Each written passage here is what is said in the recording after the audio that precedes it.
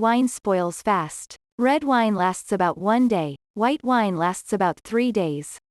You can prolong this slightly by putting it in the refrigerator, but only by a few days at most, and it depends on the wine. It may be safe to consume for much longer, but the taste will be way off, even for cooking purposes. If you've opened it, finish it ASAP. There are exceptions. Cooking wines, such as cooking sherry and rice cooking wine, have an array of preservatives added and will keep for much longer. But don't leave perfectly good Chardonnay just sitting around to oxidize.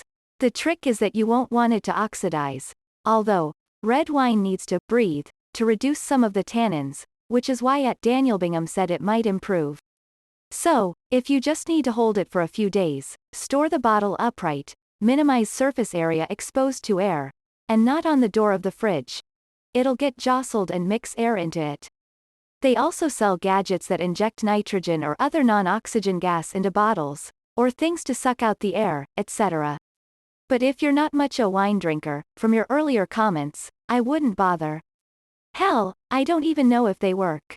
Oh, boxed wine will last longer, because there's a bag inside the box. When you pour out wine, the bag deflates, so air doesn't go back in, or not much of it.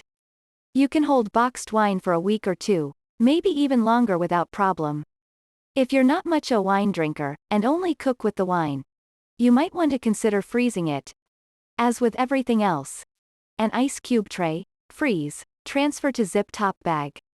Then, when you need little for a sauce, you can just thaw out of a cube or two. It might not be as great as fresh bottle of wine, but if you're cooking with it, most people won't notice the difference, and it'd still be better than a dedicated cooking wine.